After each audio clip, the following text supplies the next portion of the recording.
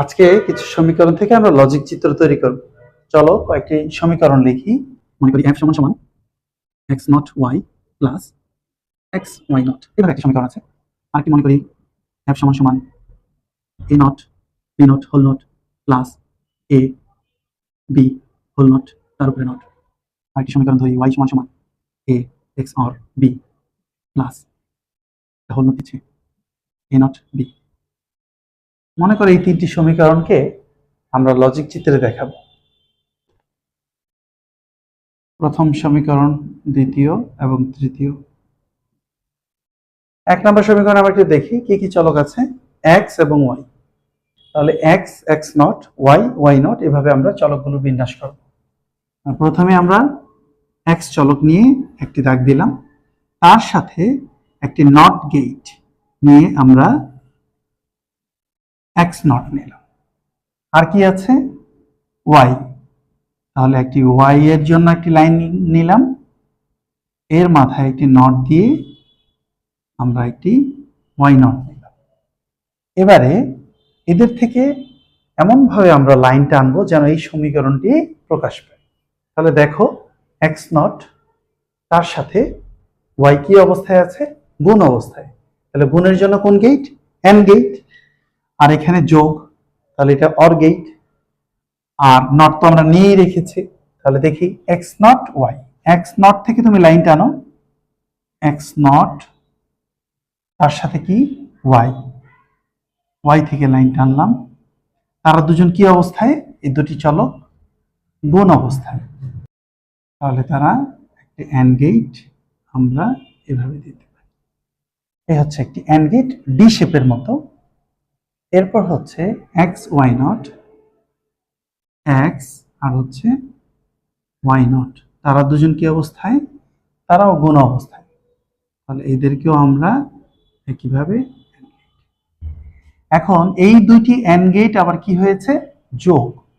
তাহলে এদের যেহেতু দূরত্ব বেশি, আমরা একটু কমিয়ে দেখাতে পারি। এদেরকে এখন একটি অর গেটের মাধ্যমে দেখাবো। এটি আমি একটু ভিন্ন কালারে দেখাই। অর গেট, এখন যে আউটপুট পেলাম সেটি হচ্ছে 1 নং সমীকরণকে প্রতিনিধিত্ব করে।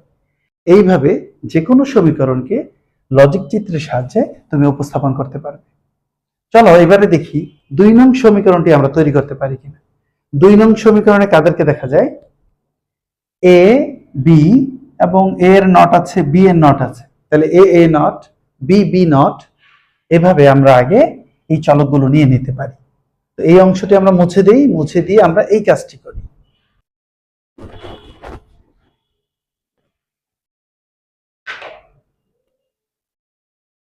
এ তার সাথে একটি not gate A not, B তার সাথে একটি নট গেট বি নট। এখন এই লাইন থেকে আমরা এটি তৈরি করব। প্রথমে কি, এ নট বি নট কি অবস্থায় আছে, গুণ অবস্থায় আছে। তারপর হোল নট, তাহলে গুণ করব, তারপর নট করব। লাইন টানবো থেকে, এ নট থেকে, এ নট তারপর বি নট, তারা দুজন কি অবস্থায়, গুণ অবস্থায়, তার মাথায় নট। এরপর এ এবং বি গুণ করব, এ তারপর হচ্ছে বি, এবং তাদের দুজনকে আমরা একইভাবে গুণ করব। গুণ করার পর একটি নট। এবারে এই দুটি অংশ আমরা যোগ করব, যোগ করার পর আবার নট করব। তাহলে এই দুটি অংশকে আমরা একটু কাছাকাছি নিয়ে নিই, তাদেরকে আমরা এখন একটি অর গেটের মাধ্যমে যোগ করব, তার মাথায় একটি নট দেব। এভাবে দ্বিতীয় সমীকরণটি আমরা খুব সহজেই তৈরি করতে পারব। এবারে দেখি 3 নং সমীকরণটি আমরা তৈরি করি। এখানে কি কি আছে, এ বি, এর একটি নট আছে, বি এর নট নেই। তাহলে এ এ নট এবং বি যদি 3টি লাইন নেই তাহলে কিন্তু আমাদের হয়ে যাবে। এই অংশটি মুছে দেই, তৃতীয় সমীকরণটি করি। এ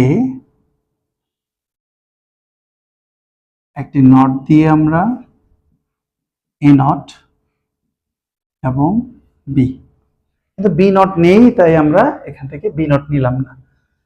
এ এক্স নর হবে, এক্স অর তার উপরে একটি নট, তাহলে এক্স নর গেট।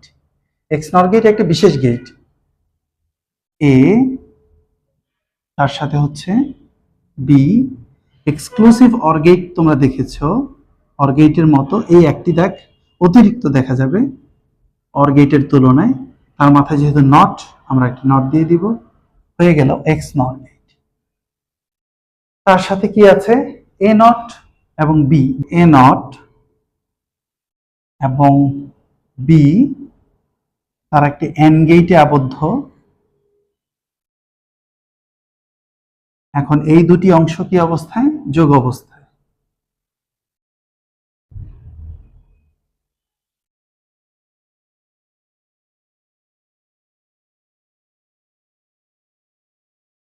এই হচ্ছে তৃতীয় সমীকরণ।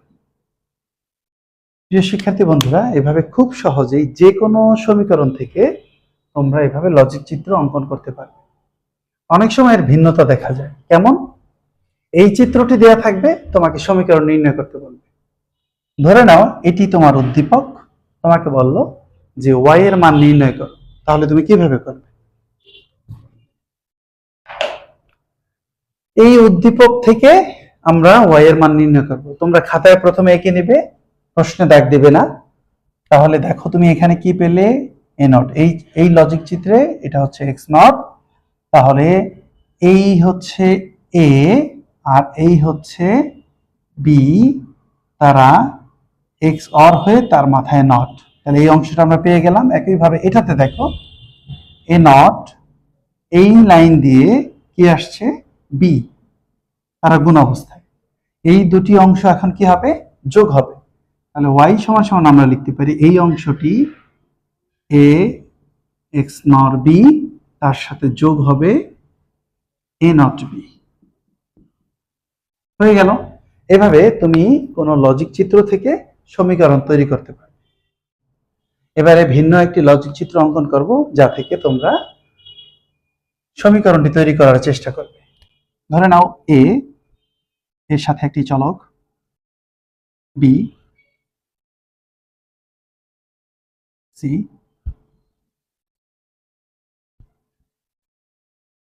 এ নট,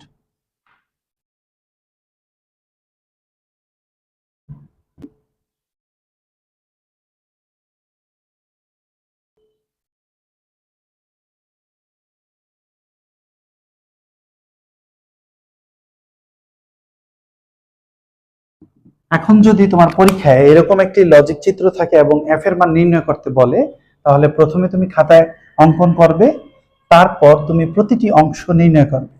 দেখো আমি লাল কালি দিয়ে এই অংশটি সমাধান করি। এর সাথে যে নট গেট, নট গেটের কাজ কি, উল্টো করে দেয়া। তাহলে এটা কি হবে, এ নট, এটা কি হবে বি নট, এটা কি হবে সি নট। এবারে এটা দেখো একটি যোগের গেট অর্থাৎ অর গেট।